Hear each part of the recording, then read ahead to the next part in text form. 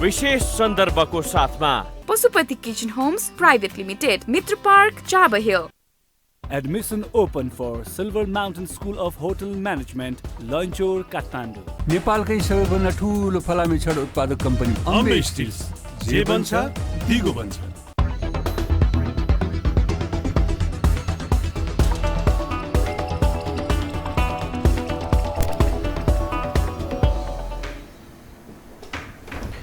नमस्कार, स्वागत छ दर्शकवृन्द यहाँहरूलाई कार्यक्रम विशेष सन्दर्भमा म रोहन श्रेष्ठ। विशेष सन्दर्भको आजको यस श्रृङ्खलामा हामी सरकार र त्यस्तै गरेर एमाले अब कसरी अगाडि बढ्ला यो एउटा किसिमको चाहिँ कौतूहलता यति बेला नेपाली राजनीतिमा छाएको छ।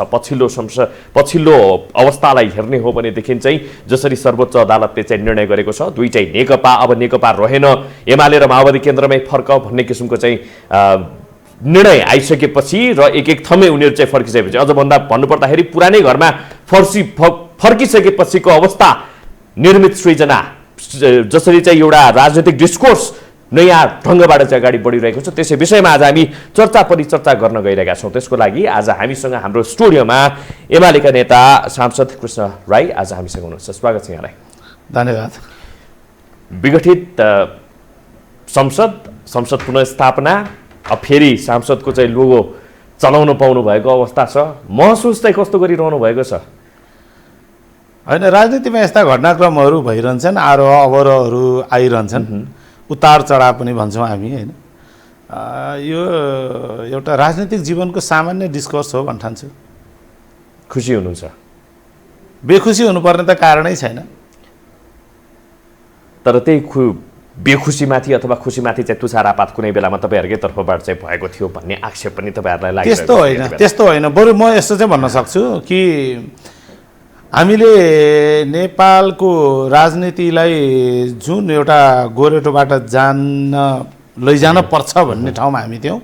होइन, त्यसलाई पछिल्लोचोटि सर्वोच्च अदालतले जे निर्णय गर्यो, अब कानुनी सर्वोच्चता मान्ने केन्द्रमै फर्किनु भन्ने निर्णय, त्योभन्दा नि अगाडिकै कुरा गरे मैले। यसमा हिंसाबोध मान्नुपर्ने जरुरत छैन कि राजनीतिमा हिँडिरहेका नेता कार्यकर्ता वा बाटो देखाउने मान्छेले कहिलेकाहीँ डेस्टिनेसनमा पुग्नुभन्दा अगाडि केही बाधा अवरोधहरू पनि आउन सक्छन् भन्ने कुरालाई त हेक्का राखेकै हुन्छ। त्यसो भएको हुनाले पोलिटिक्समा अप्सनहरू हुन्छन्। एउटा अप्सनमा हामी जान खोजेका थियौँ, त्यो अप्सन अहिले बेला भएन अथवा यसो गर्न भन्दा चाहिँ अर्को बाटोबाट जाऊ भन्ने खालको चाहिँ व्याख्या अदालतले गरिदियो नि। त्यसपछि त एउटा अध्याय त समाप्त भएर अर्को अध्यायमा गयो नि। आफैले विघटन गरेको संसदभित्र चाहिँ आफै बस्नु पर्दाखेरि कुन मुख लिएर चाहिँ बसे होलान् प्रधानमन्त्री आफै र त्यहाँका चाहिँ उनलाई समर्थन गरेका चाहिँ सांसदहरू भन्ने प्रश्न पनि यति बेला चाहिँ तेर्सिएको छ। होइन, त्यसो त अब प्रधानमन्त्री सांसद त्यो सर्वोच्चले बनाइदिए पनि होइन, बनाइदिएको त जनताले नै थियो। अनि त्यही भएर फेरि अरू जे कारणहरू चाहिँ थिए विघटन गर्नुपर्नका, त्यो कुरा त प्रधानमन्त्रीले सर्वोच्चलाई जवाफ दिने क्रममा पनि भनेकै थियो नि त। होइन, भन्नुभएको थियो कि सर्वोच्चले सोद्धाखेरि चाहिँ कानुनी कोणबाट बढी चाहिँ सोध्ने काम भएको थियो। मैले यो विघटन गर्दा चाहिँ मैले चाहिँ राजनीतिक दृष्टिकोणबाट चाहिँ बढी मैले यसलाई आधार बनाएको छु भनेर त भन्नुभएकै थियो नि। त्यस कारणले राजनीति गर्ने मान्छेले चाहिँ राजनीतिक आधारलाई नै प्राथमिकतामा दिनु भनेको कुनै अनौठो कुरा हुँदै होइन नि। यो पछिल्लो फेजमा पनि अब अप्रत्याशित किसिमको चाहिँ निर्णय भनेर पनि भनिएको छ। सर्वोच्चले चाहिँ जसरी एमाले र माओवादी केन्द्रलाई चाहिँ पुरानै अवस्थामा चाहिँ फर्काइदिएको अवस्था रहेको छ, तिमीहरूको एकता थिएन भन्ने किसिमको चाहिँ जसरी चाहिँ सर्वोच्चले चाहिँ निर्णय सुनाइदिएको छ, यो किसिमको निर्णयलाई चाहिँ अकल्पनीय निर्णय आयो सर्वोच्चबाट भनेर पनि एउटा किसिमको एउटा तबकाबाट चाहिँ विश्लेषण विचारहरू आइरहेको छ। यतातिर ओली पक्ष भनेदेखि चाहिँ खुसी देखिन्छ भन्ने किसिमको चाहिँ भावहरू पनि झल्किन्छ। कति खुसी कति बेखुसी? म त यसलाई खुसी र बेखुसीको रूपमा भन्दा पनि मैले यसलाई पनि मैले राजनीतिक दृष्टिकोणका आधारमा व्याख्या गर्नु राम्रो हुन्छ जस्तो लाग्छ कि यो फैसलाले नेपाल कम्युनिस्ट पार्टी नेकपालाई तिमीहरू दुईतिरबाट आयो दुवैतिर जाऊ भन्ने कुरा चाहिँ फेरि म एउटा कम्युनिस्ट मुभमेन्टबाट मात्रै मुलुकलाई जनताले चाहे जस्तो समतामूलक समाज बनाउन सकिन्छ भन्ने जुन विश्वास जुन विचार लिएर हिँडेको कार्यकर्ताको हिसाबले भन्ने हो भने चाहिँ खुसी हुनुपर्ने जरुरत ठान्दिनँ म।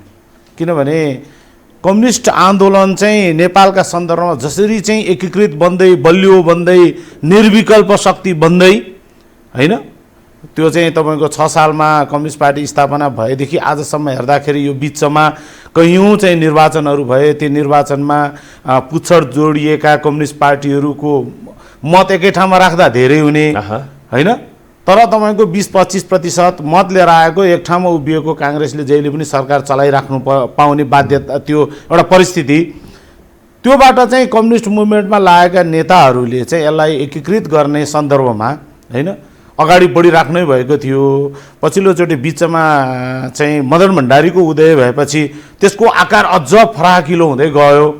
अझ त्यहाँ त आकार फराकिलो सँगसँगै मार्क्सिजमभित्र चाहिँ तपाईँको सृजनात्मक प्रयोग गर्ने कुरा उठाएर जनताको बहुदलीय जनवाद नामको कार्यक्रम अगाडि बढायौँ। त्यसलाई चाहिँ तपाईँको अर्को महाधिवेशन गरेर 2-3वटा महाधिवेशनपछि त्यसलाई सिद्धान्त वा मार्गदर्शक सिद्धान्तकै रूपमा अङ्गीकार गऱ्यौँ र मार्क्सवादको चाहिँ नेपालको भूमिमा एउटा सृजनात्मक प्रयोग भनेर पुष्टि पनि भयो, जसका कारणले कम्युनिस्टहरूले पनि सरकार चलाउँछन् र भन्ने जुन खालको एउटा पुँजीवादी खेमाहरूबाट चाहिँ तपाईँको हामीलाई भन्ने आरोप लगाउने खालको हुन्थ्यो होइन। जबकि उनीहरू कम्युनिस्टहरू सत्तामा गएपछि अरूलाई चान्सै दिँदैनन्, छोड्दैनन्, आवधिक निर्वाचनको पक्षमा जाँदैनन्, कानुनी सर्वोच्चतालाई मान्दैनन्।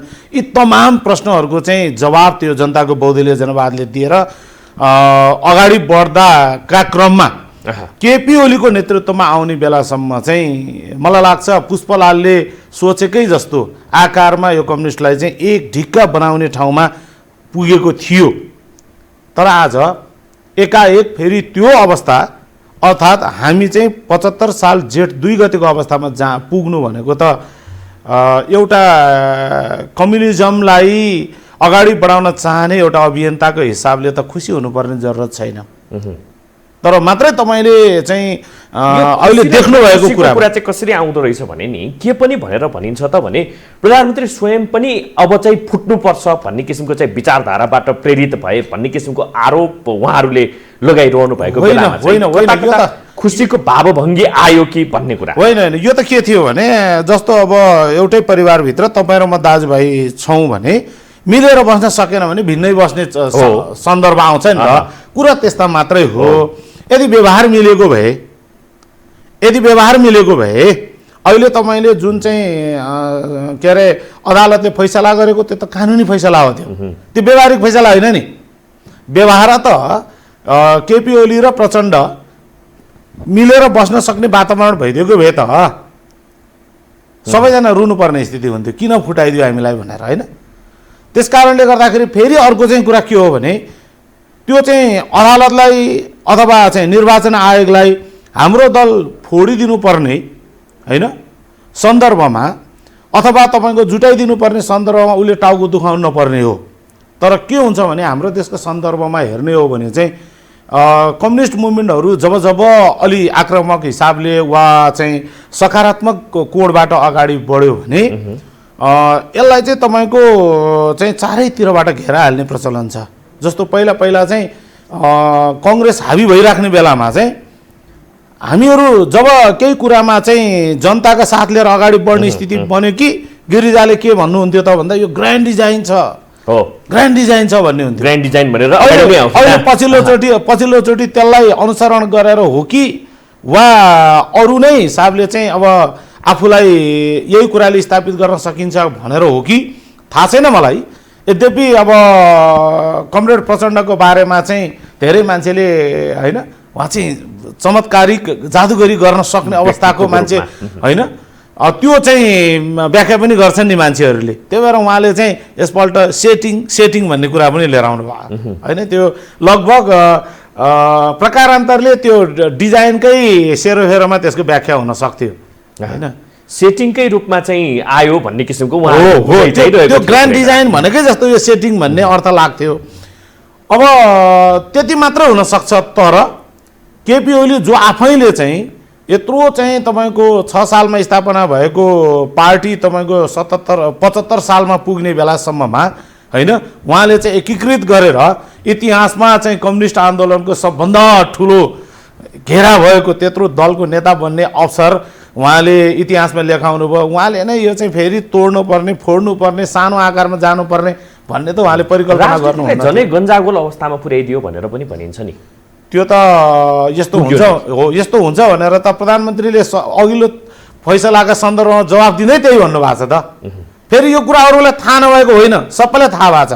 जस्तो कि थाहा भइकन जस्तो शेरबहादुर देउवाले बोल्दाखेरि उहाँ त चाहिँ प्रमुख प्रतिपक्षी दललाई त सत्तामा पुग्नका लागि छिटो समय आउँदाखेरि त चुनावमै जाने उहाँहरूलाई त सहिलो हुन्थ्यो नि त होइन।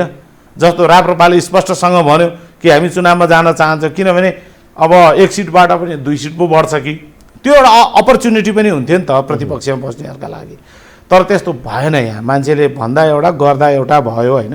त्यस कारणले गर्दाखेरि चाहिँ यसमा चाहिँ के बुझौँ भने केपी ओली आफै फुट्न चाहनुहुन्थ्यो भन्ने कुरा त एकदमै गलत हो, किनभने उहाँसँग मेजोरिटी थियो, संसदीय दलमा मेजोरिटी नै थियो। त्यसो भइसके पछाडि त एउटा सरकार प्रमुख वा प्रधानमन्त्री जो दलको नेता भएपछि मात्रै हुन्छ। अनि दलको नेता त आफू कायम भइराख्ने अवस्थामा त उहाँ फोर्न किन चाहनुहुन्थ्यो र? त्यस्तो चाहिँ चाहनुहुन्न थियो। त्यो बाहिरबाट कसैले भ्रम सिर्जना गर्न खोजेको मात्रै कुरा हो। तपाईँले जहाँ अलि आम रूपमा खुसियाली जस्तो कुराकानी गर्नुभयो नि, यसो हेर्दाखेरि चाहिँ तपाईँको देशव्यापी रूपमा चाहिँ अहिले पूर्व एमालेका पङ्क्तिमा रहेका कार्यकर्ताहरू चाहिँ अलि चाहिँ खुसी भए जस्तो चाहिँ देखिन्छ होइन। कार्यालयहरूमा एमाले नामका बोर्डहरू राख्ने, तुरुन्तै फेरि रातै चाहिँ चेन्ज गरिदिने लगायतका चाहिँ त्यस्तो। त्यो त के कुरा भयो र? पहिला आजभन्दा 10 वर्ष अगाडि त्यो प्रविधि थिएन। अहिले त बोर्ड बनाउने प्रविधि भने त तपाईँ फ्लेक्सबाट चाहिँ 1 घन्टामा चाहिँ बनाएर हाल्न सकिन्छ। त्यो प्रविधिले गर्दाखेरि पनि यो छिटो भयो होला। फुट्नै खोजेको थियो, फुट्यो आखिरमा भन्ने पनि एउटा किसिमको चाहिँ। त्योभन्दा पनि अब त्यहाँभित्र बसेर गन्जा गोल गरेर बसिराख्नुभन्दा चाहिँ त्यही अहिले मैले दाजुभाइ बस्नुभन्दा बरु छुट्टी दिए। बरु तपाईँलाई म अलिकति तिलको एउटा गेडा भए पनि बढी नै दिएर भयो नि, म कम लिएर भयो नि छुट्टिन्छु भन्ने ठाउँमा पुग्छ नि दाजुभाइको झगडा। यो त्यस्तै मात्रै हो अरूलाई। अब चाहिँ के गर्छ त? अब चाहिँ एमाले कसरी अगाडि बढ्छ, के गरेर? किनभनेदेखि एउटा किसिमको फ्र्याक्सन त देखिएको छ पछिल्लो समय एमालेमा पनि। भनेपछि अब यो फ्र्याक्सनलाई मिलान गरेर चाहिँ अगाडि बढ्छ अथवा चाहिँ त्यो रिसाएर घरबाट चाहिँ केही पर छुट्टिएरै नभनौँ, छुट्टिएर गएको थियो, यद्यपि सर्वोच्चको अदालतले मिलाइदिएको अवस्था रहेको छ। ती घरबाट चाहिँ टाढा जाने साथीहरूलाई, ती घरबाट टाढा जाने चाहिँ भाइबन्धुहरूलाई चाहिँ कसरी एक्सेप्ट गर्ने हो?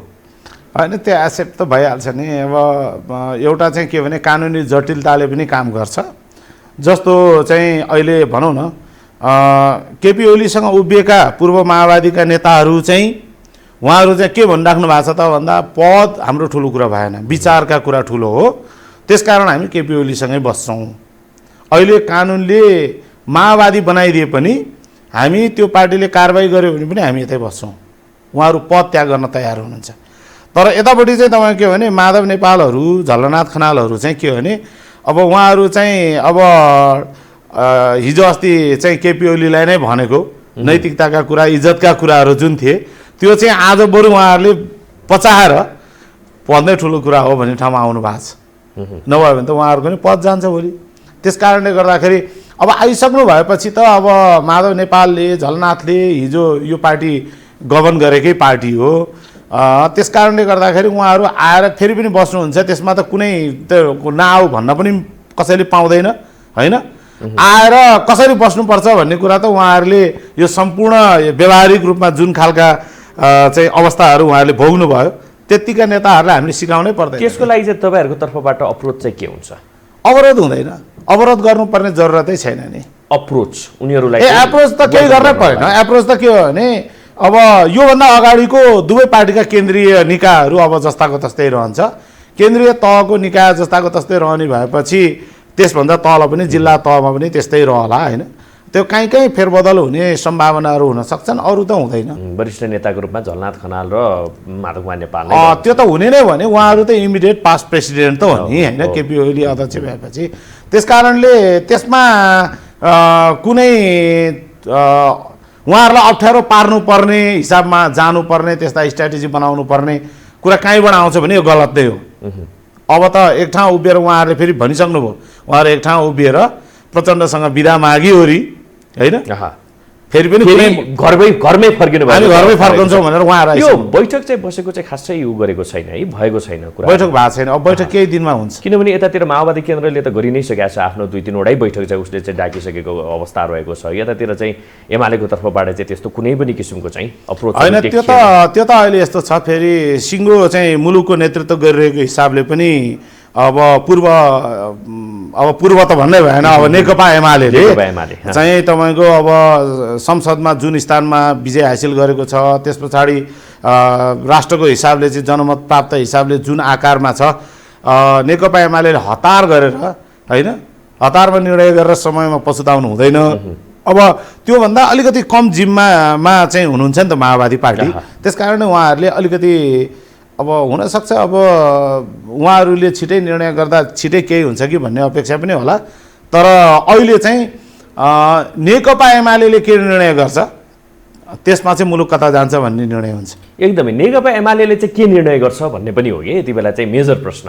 किनभनेदेखि यतातिर चाहिँ अब एकताको कुरा पनि भइरहेको छ, एकता हुन्छ हुँदैन लगभग नहुने जस्तो देखिसकेको अवस्था रहेको छ।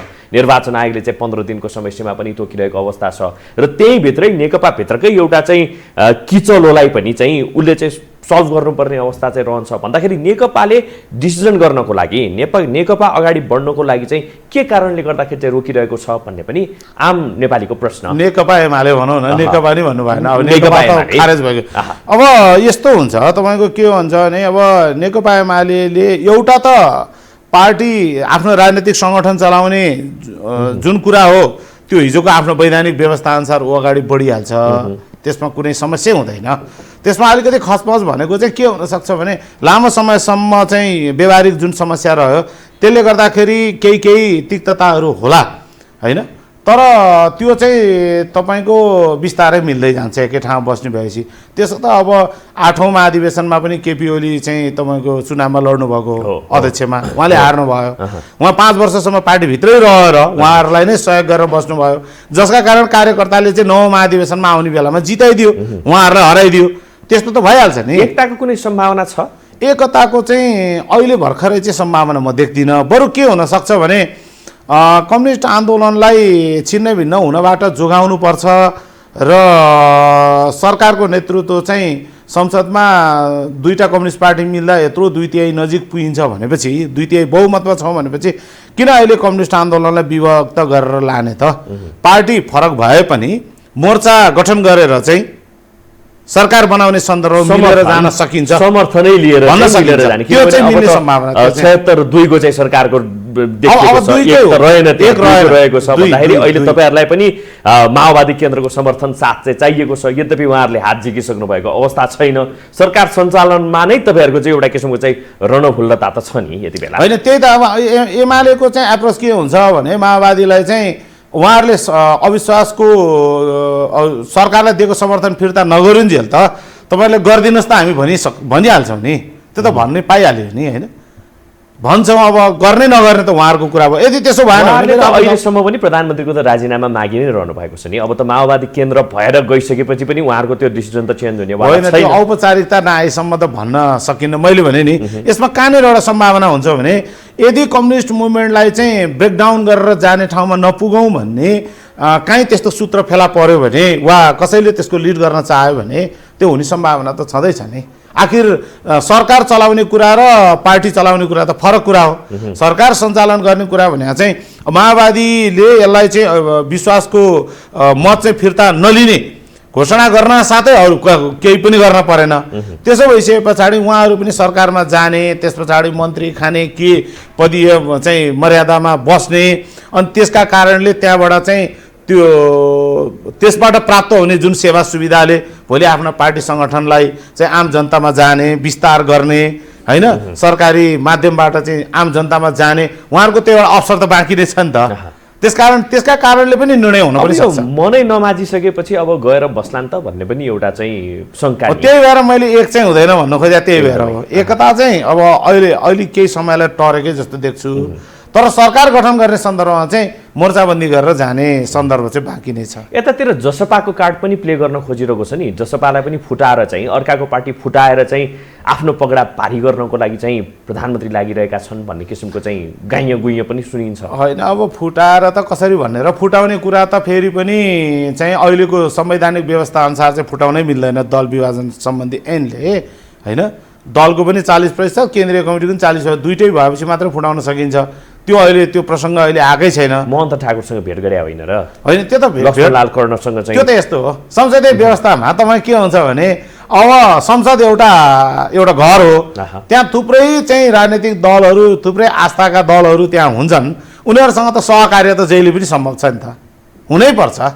अनि त्यसमाथि फेरि हाम्रो संवैधानिक व्यवस्था अनुसारै अब एक अनुसारको चाहिँ सरकार नबन्ने भएपछि त दुई अनुसारमा जानु पर्यो। दुई अनुसारमा जाने भनेको दुई या दुईभन्दा बढी दल मिलेर बनाउने हो भनेपछि त सबै दलले सबै दलसँग चाहिँ अब छलफल चलाउने होइन, आफ्ना लागि चाहिँ सरकार माओवादी केन्द्रले हात झिकिहाल्यो भने पनि उतातिर चाहिँ जसपाको साथ रहोस् भन्ने किसिमको चाहिँ अप्रोच। होइन, त्यो त रहिहाल्छ नि, किनभने हामी अहिले एक अनुसार बन्न नसके पनि संसदमा रहेका अरू दलहरू, हामीभन्दा तल रहेका दलहरू भनेको चाहिँ आधा दल छ क्या। जस्तो चाहिँ अहिले नेकपा एमालेको मात्रै 121 सिट छ होइन।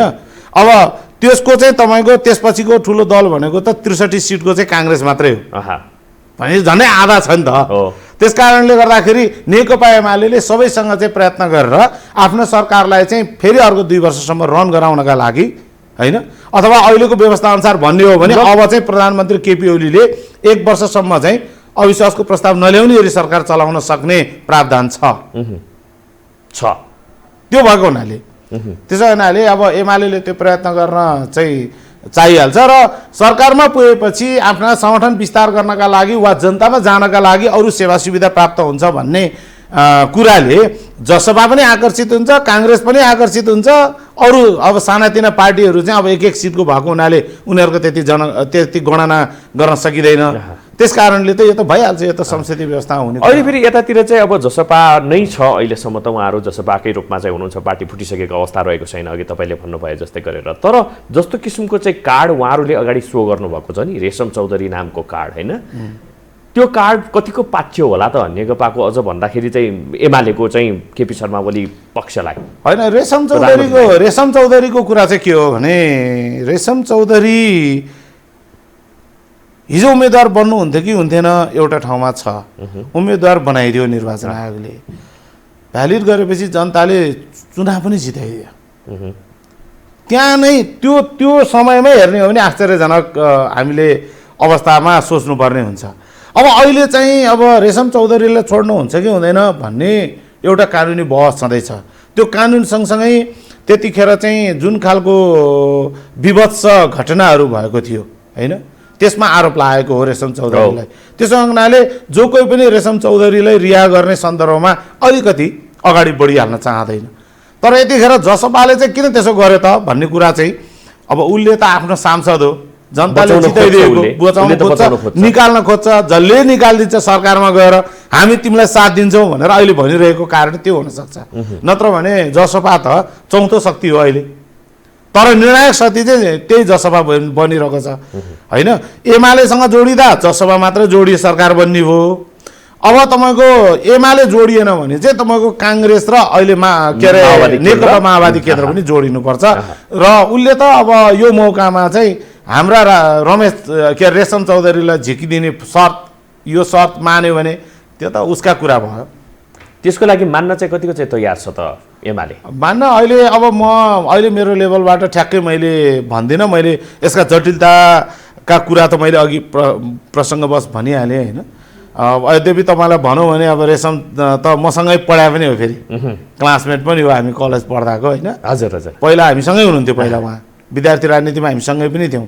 अब त्यो कुराले त भएन नि, भावनात्मक कुरा गरेर त मैले भएन होइन।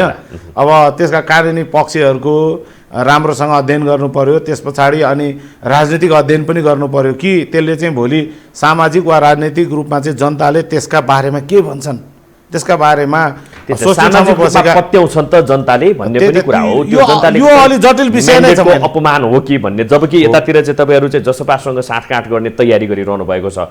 नेकपाको अब माओवादी केन्द्रले साथ नदिने जस्तो पक्का पक्की भइसकेको छ। ऊ आफू पनि यतातिर चाहिँ कांग्रेस र जसपाको साथ खोज्ने तयारी गरिरहेको छ भन्दाखेरि यतातिर चाहिँ तपाईँहरूलाई फाइदा भनेको त जसपालाई हातमा लिनु हो हैन। अब त्यसमा पनि अर्को घटक उपेन्द्र बाबुरामको घटक मान्छ कि मान्दैन भन्ने पनि आफ्नो चाहिँ मेजर प्रश्न रहेको छ। जम्माजम्मी 16 सांसद भयो भने मेजोरिटी आइहाल्छ तपाईँहरूलाई भनेपछि अब यो घन्जागोलको बिचमा चाहिँ फ्याट्टै लाएर जसरी चाहिँ प्रधानमन्त्रीले अहिलेसम्म सोच्दै नसोचेका डिसिजनहरू लिइरहेका छन्, सोच्दै नसोचिकन चाहिँ डिसिजनहरू लिइरहेका छन्, कतै यो पनि गर्ने हो कि भन्ने किसिमको चाहिँ एउटा आशंका नि सकभर त्यो ठाउँसम्म पुग्नु पर्दैन होला कि भन्ने लाग्छ मलाई। अहिले तपाईँले भने जस्तो 16 सांसद भए पुग्ने अवस्थामा अहिले रेशम चौधरीको मुद्दालाई अहिले नै उठाइहाल्नुपर्छ भन्ने पनि लाग्दैन मलाई व्यक्तिगत रूपमा भन्ने हो भने। र जसपाका नेताहरू पनि अब उहाँहरूलाई पनि त पदीय मर्यादामा पुग्न पाउने होइन, त्यहाँ त धेरै कुराहरू छन्। अहिले उहाँहरूले बार्गेनिङ गर्ने ठाउँहरू धेरै छन् नि त। उप प्रधानमन्त्रीका बार्गेनिङ होला, त्यस पछाडि उपसभामुखका बार्गेनिङ होला, अरू मन्त्री पदका चाहिँ बार्गेनिङ होला। यी सबै कुरा बार्गेनिङ यो अहिले मात्रै का लागि फेरि होइन, अब 2 वर्षपछि त फेरि संसदको इलेक्सन आउँछ। त्योभन्दा चाहिँ झन्डै 1 वर्ष पछाडि अब तपाईँको स्थानीय तहको निर्वाचन आउँछ। त्यसभन्दा चाहिँ तपाईँको त्यसको हाराहारीमा वरपर तपाईँको प्रदेश सभाको सरकारको पनि तपाईँको फेरि चुनाव हुन्छ भन्दा त त्यो चुनावमा चाहिँ अहिले सरकारमा बसेर जनताका सेवामा उहाँहरू हाजिर हुन सक्नुभयो भने त अर्को लगातार आउने इलेक्सनमा त उहाँहरूलाई त्यसले फाइदा पनि पुर्याउन सक्छ। त्यसो हुनाले रेशम चौधरी भनेर चाहिँ उहाँहरू बस्नुहुन्न होला जस्तो लाग्छ मलाई है। यद्यपि उठाउने एउटा विषय चाहिँ उहाँहरूको चाहिँ के भनेदेखि मुद्दा तपाईँले यो मुद्दा होइन भन्ने किसिमले चाहिँ कुरा गर्नुभयो। अहिलेको कन्टेम्पोरेरी मुद्दा होइन, तर मुद्दाको रूपमा चाहिँ पहिलो भेटमा नै त्यो त उहाँहरूले लिएर आउनु, त्यो त सबैले ल्याएको छ, हामीलाई मात्र एमालेलाई मात्र होइन, सबैलाई मैले भनिहालेँ नि। त्यो राख्ने नै भयो नि उहाँहरूले त। अब के होला त, कसरी चाहिँ मुलुकको राजनीति अगाडि बढ्ला? तपाईँहरूले जसरी चाहिँ अप्रोच लिइरहनु भएको छ अथवा चाहिँ यतातिर गएर चाहिँ माओवादी केन्द्रको पगडा, नेपाली कांग्रेस माओवादी केन्द्र लगायतको चाहिँ घटक चाहिँ हाबी हुने हो कि के चाहिँ होला? अब होइन, हुँदैन। मैले चाहिँ के देखाएको छु भने अब फेरि पनि संसदको सिट सङ्ख्याले नै त्यसको कति बलियो वा कति कमजोर हुने भन्ने निर्धारण गर्छ। यो हिसाबले चाहिँ अहिले नेकपा एमालेलाई सहयोग गर्ने ठाउँमा जो जान्छ उसैलाई धेरै फाइदा पनि पुग्छ पछाडिका दिनमा। मैले भने नि लगातार आउने इलेक्सनहरूका सन्दर्भमा चाहिँ उहाँहरूलाई नै फाइदा हुने भएको हुनाले अनि फेरि चाहिँ तपाईँको एमालेसँग चाहिँ कोही गठजोड हुन आउँदाखेरि चाहिँ एउटा मात्र दल आइपुग्यो। एमालेलाई बाहेक गरेर चाहिँ तपाईँको एमाले बाहेक सरकार बनाउने हो भने अरू सबैजना मिल्नु पर्यो। त्यो सबैजना मिल्ने भनेको चाहिँ धेरै समय नमिल्ने सम्भावना पनि हुन्छ। त्यस कारणले गर्दाखेरि जसरी व्याख्या गर्दाखेरि पनि एमालेसँगै चाहिँ तपाईँको एमालेको अहिलेको सरकारलाई नै समर्थन गरेर जानु चाहिँ त्यो दलहरूलाई पनि फाइदा हुन्छ र सिङ्गो मुलुकमा आउन सक्ने त्यो अस्थिरताका कारणले पैदा हुने अरू समस्याहरू त्यो पनि चाहिँ तपाईँको यदि भएछ भने पनि सानो आकारको मात्रै हुन्छ भन्दा मुलुकलाई पनि फाइदा हुने भयो।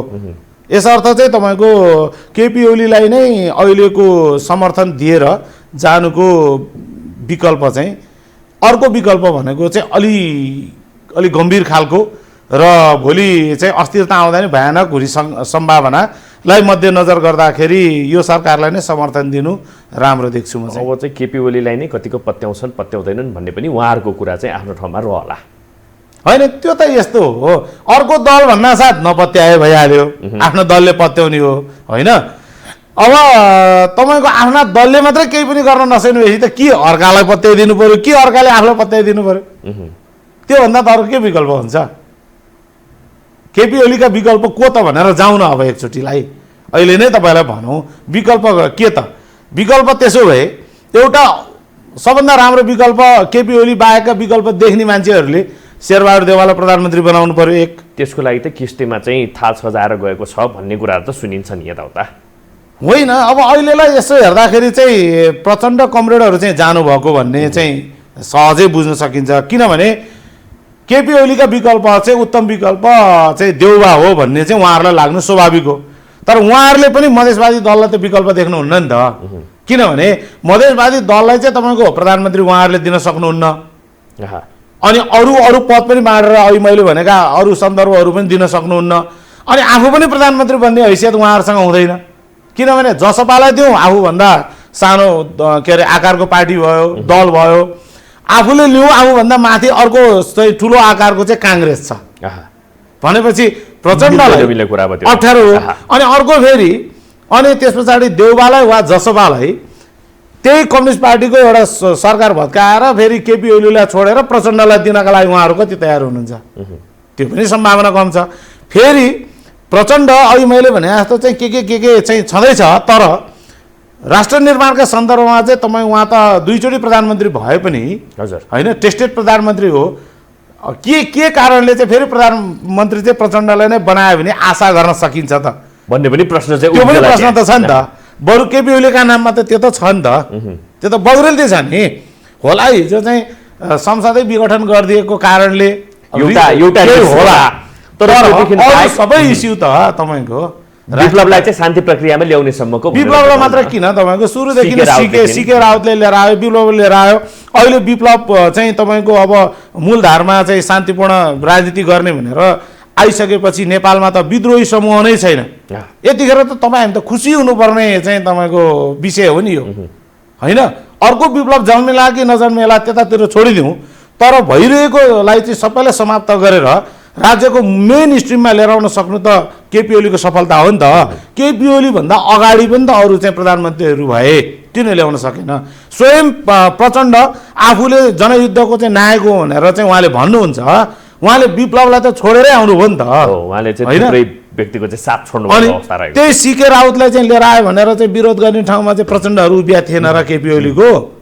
तर सिके राउतलाई चाहिँ तपाईँको शान्तिपूर्ण मूलधारमा लिएर आएर पनि त केपी ओलीले ठुलो योगदान त गर्नुभएको छ नि, आफ्नो लागि गरेर त होइन, त्यो त राज्यको लागि हो। यतिखेर अब मान्छे चन्दा आतङ्कबाट मान्छेहरू अब शान्त हुने भए।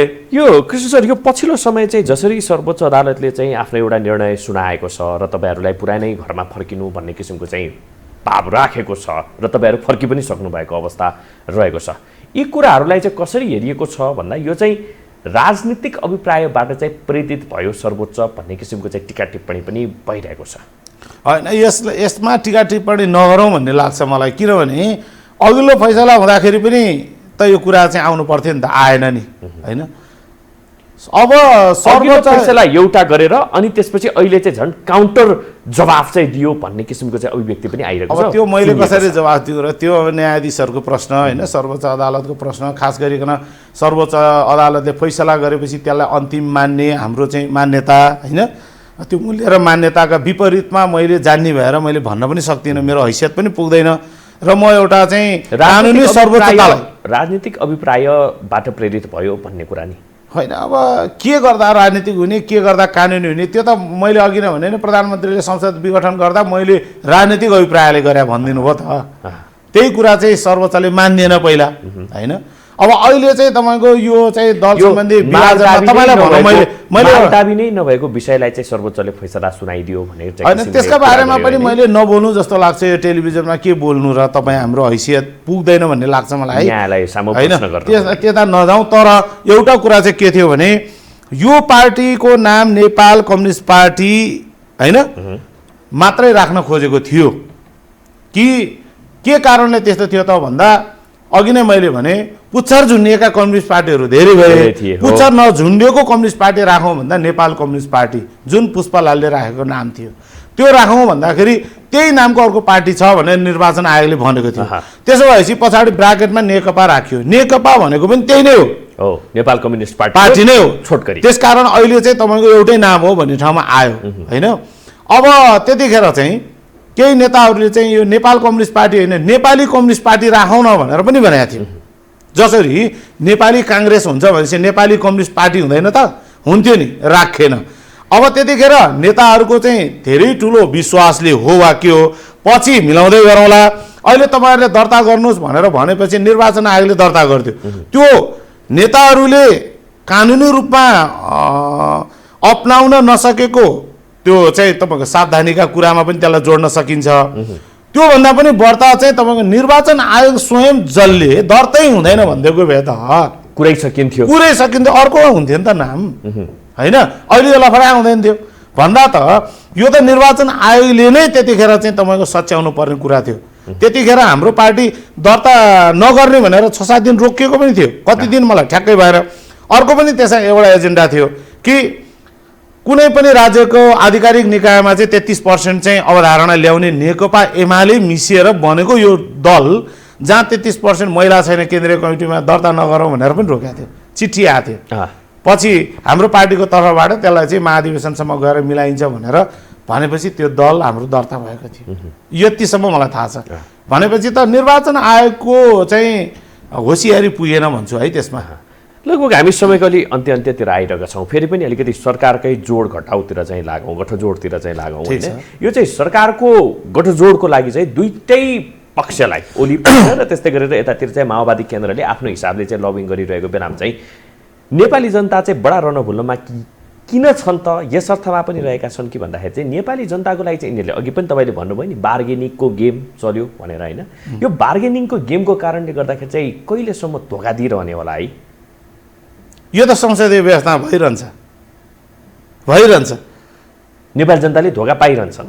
केपी ओलीले संसद विघटन गर्दै यो कुरा चाहिँ जवाब दिनुभएको छ कि अहिलेको समीकरण दलहरूको चाहिँ संसदमा उपस्थितिको समीकरण हेर्दाखेरि यो चाहिँ नयाँ जनादेशमै जानु राम्रो हुन्छ भनेरै उहाँले भन्नुभएको छ, किटानी भन्नुभएको छ। नत्र भने के हुन्छ त भन्दा फेरि गठजोडको चाहिँ तपाईँको सम्भावनाको सरकार आउँछ, त्यसले गर्दाखेरि राजनीतिक अस्थिरता पैदा हुन्छ। नम्बर 1। नम्बर 2 चाहिँ तपाईँको निर्वाचनमा गएपछि एउटा कोर्सबाट अगाडि बढिरहेको निर्माण विकास पनि अवरुद्ध हुँदैन होइन। अर्को नयाँ शक्ति आउँछ, नयाँ शक्तिले फेरि रेगुलर अगाडि बढाउँछ विकास निर्माण भन्ने कुरा नै थियो। त्यो दुईटा महत्त्वपूर्ण कुरा चाहिँ उहाँले जवाबमै भन्नुभएको छ अदालतमा। त्यस कारणले गर्दाखेरि यो त हुन्छ नै। फेरि अहिले मात्र होइन, हामीका मात्र होइन, अन्त पनि त्यही भइरहन्छ। यस्तो हुन्छ, यो त संसदीय व्यवस्थामा अब हुन्छ। अब अहिले हामीले चाहिँ संविधान बनाउने बेला पनि यो बारेमा चाहिँ तपाईँको छलफल चलाएको थियो नि त होइन। यो व्यवस्थालाई चाहिँ अर्को सिस्टमबाट चाहिँ लानुपर्छ कि भनेर पनि त कुरा उठाएको थियो नि होइन। यदि चाहिँ तपाईँको प्रत्यक्ष चाहिँ कार्यकारी पद भएको प्रधानमन्त्री वा राष्ट्रपति बनाउने भन्ने एजेन्डा पनि त आएको थियो नि। यदि त्यस्तो भएको भए 5 वर्ष प्रधानमन्त्रीले चाहिँ तपाईँको मजाले चाहिँ रन गरेर लैजान्थ्यो। त्यसपछि त्यहाँ कुनै यस्तो चाहिँ अस्थिरताको खेलहरू त्यहाँ सिर्जना हुन सक्दैन थियो। अझ हामीले त देखाएको छौँ नि, जस्तो अमेरिकाको सिस्टम हेर्ने हो भने त्यहाँ चाहिँ सांसद मन्त्री हुँदैन, त्यहाँ त प्रधानमन्त्री चाहिँ सिधा तपाईँको जनताले चुन्ने भए। अब त्यस पछाडि प्रधानमन्त्रीले चाहिँ विज्ञहरूबाट मन्त्री चाहिँ चयन गर्छ, सांसदहरू चाहिँ कानुन बनाउने विधायकको रूपमा मात्र प्रस्तुत हुन्छ। हामीका पनि त्यस्तो गर्न पाएको भए, अथवा त्यसमा कसैले राष्ट्रपतिलाई चाहिँ प्रमुख मान्ला, कसैले प्रधानमन्त्रीलाई प्रमुख माग्ला। जस्तो हिजो माओवादीले राष्ट्रपति चाहिँ कार्यकारी हुनुपर्छ भनेको थियो, एमाले चाहिँ प्रधानमन्त्री कार्यकारी हुनुपर्छ भनेको थियो। तर कङ्ग्रेसले चाहिँ मान्ने स्थिति थिएन। त्यस हुनाले कङ्ग्रेस चाहिँ तपाईँको सत्तामा भइरहेको बेलामा नमान्ने भएपछि त के गरियो त भन्दा सुधारिएको चाहिँ संसदीय व्यवस्थामा मात्र जाने निर्णय भयो। त्यसो भएको हुनाले अहिलेको व्यवस्थामा हामी टिक्नु पर्यो, नभए भने त यो परिवर्तन गरेर जानुपर्ने हो कि भन्ने ठाउँमा चाहिँ लोकतान्त्रिक अभ्यास भनेर पनि नाम दिएको छ नि त त्यस्तो किसिमको अभ्यासलाई होइन। अब त्यो त शासन व्यवस्थाका हिसाबले हेर्ने हो भने अब तपाईँ कस्तो हुन्छ भने अब देशमा कस्तो लिडरसिप कुन बेलामा आउँछ, उसले कसरी गभर्न गर्छ भन्ने कुरालाई नै प्रमुख आधार माने पुग्छ। नभए भने तपाईँको अब राष्ट्रपति चाहिँ सिस्टम लागू भएको ठाउँमा पनि त तपाईँको फेरि त्यहाँ सैनिकको चाहिँ कु हुने सम्भावना हुँदो रहेछ। भयो त होइन, त्यत्रो चाहिँ सैनिकले नजरबन्दमा राखेर चाहिँ बल्ल बल्ल कति वर्षपछि बाहिर आएको मान्छे जनताले होइन उहाँलाई म्यान्डेट दिएको फेरि उहाँलाई नै फेरि नजरबन्द गरिदियो त त्यो पनि हुँदो रहेछ नि त। भनेपछि व्यवस्था आफैमा राम्रो वा नराम्रो भन्ने कुरा भन्दा पनि व्यवस्थालाई चाहिँ गभर्न गर्ने शक्ति कस्तो आउँछ भन्ने कुराले सञ्चालक होइन, जसलाई अब राजनीतिक हिसाबमा भन्यो भने नेताले कस्तो किसिमको गभर्न गर्न सक्छ त्यसमा पनि भर पर्ने रहेछ। अब के होला त अब मुलुकको भविष्य, किनभने अहिले अघि नै तपाईँले भनिहाल्यो फेरि यो गठजोडको चाहिँ राजनीति सुरु भइहाल्यो। त्यस्तै गरेर चाहिँ अब मुलुक गन्जागोलतिर गयो भनेपछि आशावादी हुने ठाउँ चाहिँ अझै छैन है होइन। अब आशावादी मैले फेरि पनि भन्छु, म फेरि पनि सङ्ख्याकै कुरा गरिरहेको छु अहिले, र अगाडि पनि भएको प्रधानमन्त्री ढाल्ने भने चाहिँ संसदीय व्यवस्थामा सङ्ख्याले मात्रै हो होइन। जस्तो चाहिँ तपाईँको यो समस्या आउँदैन थियो यदि केपी ओलीसँग चाहिँ दलमा बहुमत नभएको थियो, माधव प्रचण्डसँग चाहिँ बसेका सांसदहरूको चाहिँ बहुमत थियो भने चाहिँ यो समस्या आउँदैन थियो। अस्ति नै ढालिदिइसक्थ्यो, दलको नेता परिवर्तन गरिदिएर प्रधानमन्त्री हट्नु पर्थ्यो यो नेकपै हुँदाखेरि यो अहिलेको समस्या नआउनु पनि सक्थ्यो होला होइन। अब अहिले चाहिँ तपाईँको के देख्छु म भने फेरि पनि मैले जोड दिएर भन्न चाहन्छु सबभन्दा चाहिँ तपाईँको दोस्रो ठाउँमा रहेको नेपाली काङ्ग्रेसको भन्दा पनि डबल ठाउँमा मत रहेको नेकपा एमाले सँगै कुनै एउटा चाहिँ तपाईँको दल मिलेर सरकार बनाउनु सबभन्दा राम्रो हुन्छ। म त अझ पनि के भन्छु भने पार्टी हामीले फुटाउन चाहेको होइन, केपी ओलीले पनि पार्टी फुटाउन चाहेको होइन, प्रचण्डले पनि चाहेको होइन। निर्वाचन आयोगमा एउटा प्रसङ्गमा चाहिँ हिजो नाम दर्ता गर्दाखेरि कानुनी प्रक्रिया नमिलेको कारणले आज चाहिँ तपाईँको फुट्नुपर्ने स्थिति रह्यो। त्यो त चाहिँ बाध्यात्मक परिस्थिति भयो। अब नमिलेका एजेन्डाहरू नमिल्दै गर्छन्, सरकार चलाउने एजेन्डामा चाहिँ मिलाएर जाउँ भन्ने हो भने प्रचण्डको पार्टीले अहिले पनि चाहिँ समर्थन गरेर मैले भने नि जनतामा जानका लागि भोलि प्राप्त हुने सेवा सुविधा लिएर जाने हो भने त्यो सम्भावना राम्रो सम्भावना भयो। केपी ओलीलाई प्रधानमन्त्री मानेर हो, भएन भने त्यस पछाडि जसपा नै हो, किनभने काङ्ग्रेस जाँदैन। त्यस्तो अवस्थामा केपी ओलीलाई मानेर प्रमुख प्रतिपक्षी दल सरकारमा जाला जस्तो लाग्दैन। र फेरि अझ चाहिँ पछिल्लोचोटि त देउबाहरूले चाहिँ एउटा चाहिँ अगाडि सार्नु भएको छ। उहाँहरू चाहिँ के चाहन्छ भने 1 वर्षको कुरा चाहिँ उहाँहरूले अर्ली इलेक्सनको कुराकानी लिएर आउनु निकाल्नु भएको छ हो होइन। अब चाहिँ तपाईँको यहाँ त अहिले त्यो अर्ली इलेक्सनको अब सम्भावना कम भयो। अब त तपाईँको के हो भने 2 वर्षसम्म सरकार जाने वातावरण बन्यो भन्दा एमालेसँग सङ्ख्या धेरै भएको कारणले जसपा जस्तो थोरै मत भएकै भए पनि उहाँहरू सामेल भएर चाहिँ 2 वर्ष चाहिँ अब सरकार जसरी नै चलाउने देश र जनताका लागि भने कमेन्ट पुरा हुन्छ कि हुँदैन त? जुन इच्छा उहाँहरूले यति बेला जाहेर गर्नुभएको छ सम्भवतः अब सबै भन्ने कुरा त म भन्दिनँ। संसारमा सबै मान्छेका चाहिँ आकाङ्क्षा किन पुरा हुँदैनन् मेजर होइन। अब मेजर कुरामा अहिले नै मैले भनिसकेँ। अब यसको बारेमा चाहिँ अब फेरि पनि अब नामै तोकेर भन्दाखेरि रेशम चौधरीलाई छोडेर आफ्नो सरकार जोगाउनेतिर मात्रै नेकपा एमाले लाग्छ भन्ने भ्रम चाहिँ बाहिर नजाओस्, त्यो हुँदैन भन्ने लाग्छ मलाई।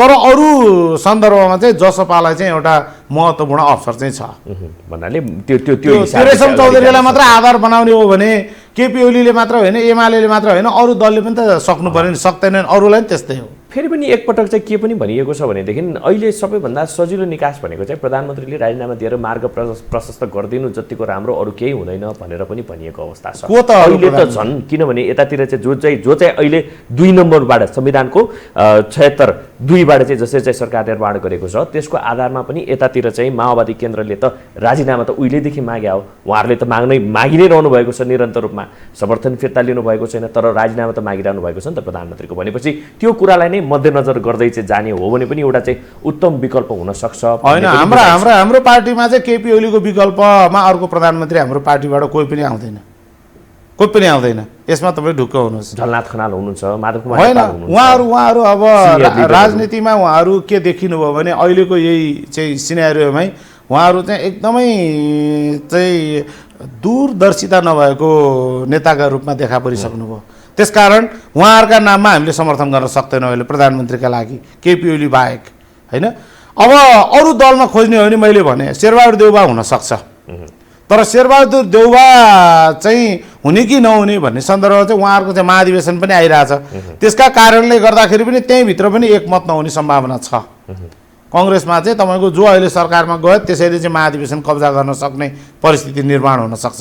त्यसका लागि चाहिँ देउबा भर्सेस अरू मान्छेहरू एकतिर उभिन सक्ने पनि सम्भावना छ। जसपाबाट अहिले प्रधानमन्त्री बन्न सक्ने सम्भावना छैन, ऊ चौथो दल हो। प्रचण्डलाई प्रधानमन्त्री मानेर जानका लागि देउबा तयार हुन सक्दैन, जसपा तयार हुन सक्ला तर देउबा तयार हुन सक्दैन। जसपा पनि के अर्थमा चाहिँ अझ तयार नहुने सम्भावना हुन्छ भने मैले भने एमालेसँग माग्दाखेरि जे कुरा पाइन्छ प्रचण्डसँग माग्दा अब त्यति कुरा पाइँदैन भनेपछि फेरि पनि केपी ओलीको त विकल्प देखिएन नि त। अहिले माधव नेपाल वा झलनाथ खनाल चाहिँ अहिले प्रधानमन्त्रीको क्यान्डिडेट होइन। त्यो हाम्रो पार्टीबाट उहाँहरूलाई दलको तर्फबाट दलको नेतामा चुन्न सकिँदैन। किनभने हिजो नेकपा हुँदाखेरि चाहिँ माओवादीको र माधव नेपालसँग झलनाथ खनालसँग उभिएका मान्छे जोडिँदा त बहुमत थिएन भने अहिले झलनाथ र माधव नेपाल प्रधानमन्त्री बन्नका लागि दलको नेता चुनिनु पर्यो।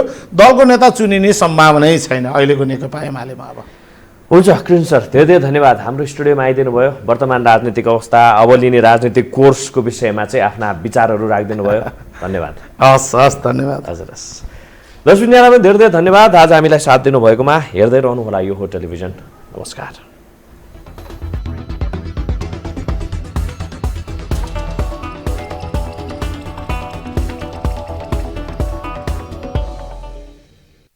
विशेष सन्दर्भको साथमा Pashupati kitchen homes private limited, Mitra park, Chabahil. Admission open for Silver Mountain School of Hotel Management, Lanchor, Kathmandu. नेपालकै सबैभन्दा ठुलो फलामे छड उत्पादक कम्पनी अम्बे स्टिल्स जे बन्छ दिगो बन्छ।